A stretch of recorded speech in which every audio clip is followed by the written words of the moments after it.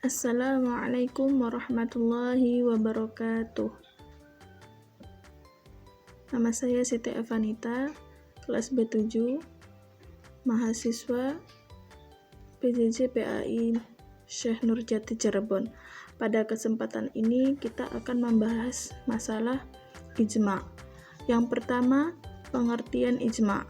Secara bahasa, ijma' berasal dari kata ajma'ah yang berarti bersepakat atau sepakat bulat.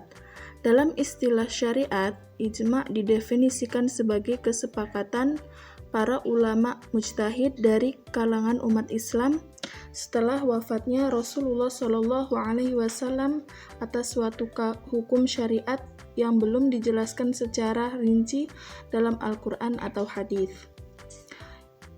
Yang kedua, kedudukan ijma' dalam hukum Islam.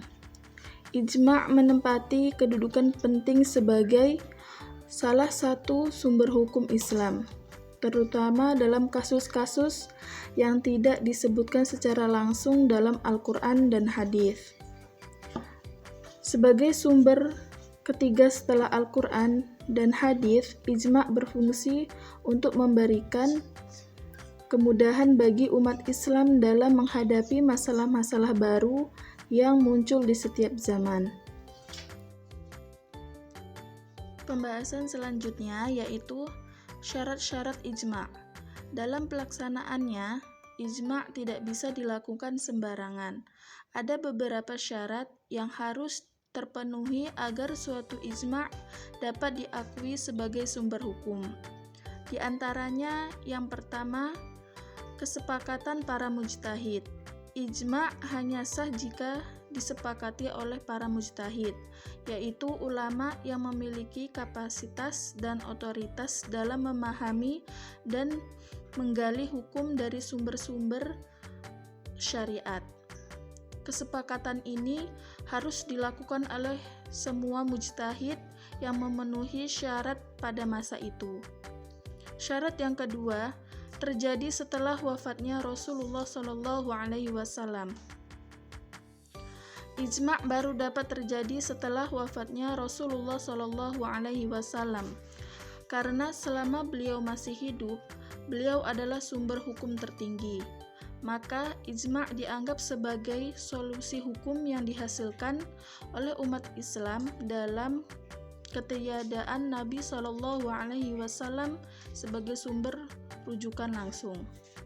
Syarat yang ketiga, kesepakatan dalam satu masa. Kesepakatan para mujtahid harus terjadi dalam satu waktu yang sama atau dalam rentang waktu yang berdekatan. Ijma' tidak dianggap sah jika kesepakatan tersebut tercapai secara terpisah atau melalui pendapat yang tersebar pada masa yang berbeda. Syarat yang keempat, kesepakatan secara penuh dan tidak ada penolakan. Ijma' hanya dianggap sah jika seluruh ulama mujtahid sepakat secara penuh.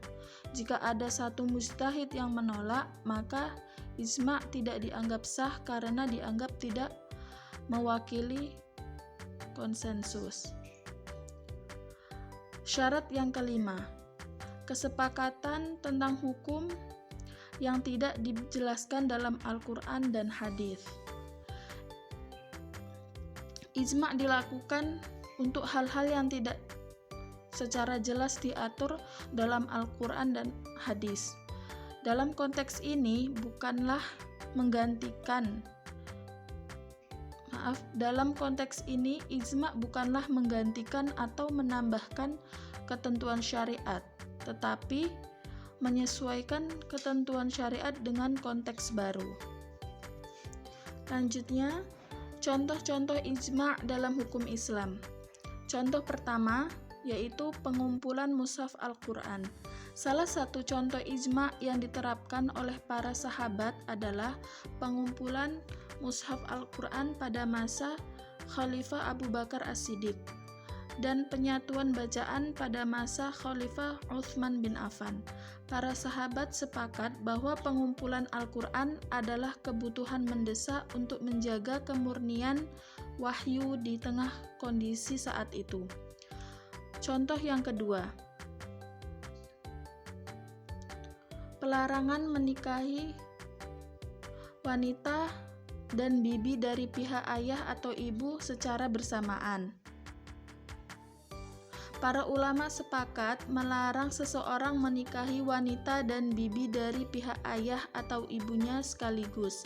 Ini merupakan ijma' yang didasarkan pada penafsiran Al-Quran yang membahas tentang hubungan kekerabatan dan larangan dalam pernikahan untuk mencegah konflik keluarga dan menjaga kehormatan. Contoh yang terakhir yaitu ketentuan tentang diat. Dalam kasus diat atau tebusan untuk korban pembunuhan yang tidak disengaja, para ulama sepakat mengenai jumlah diat yang harus diberikan oleh pihak pelaku. Kesepakatan ini dilakukan untuk memberikan keadilan bagi korban tanpa melampaui batas. Nah, kesimpulannya, ijma' merupakan salah satu sumber hukum Islam yang memiliki kedudukan penting sebagai landasan hukum dalam masalah-masalah yang tidak secara langsung dijelaskan dalam Al-Quran dan hadis. Ijma' dapat terjadi dengan beberapa syarat, antara lain kesepakatan penuh dari para ulama mujtahid dan permasalahannya yang dibahas bukan perkara yang telah ditentukan dalam Al-Quran dan hadis. Mungkin sekian pembahasan ijma' kali ini. Mudah-mudahan bisa dimengerti dan dipahami. Mohon kritik dan saran. Saya akhiri. Wassalamualaikum warahmatullahi wabarakatuh.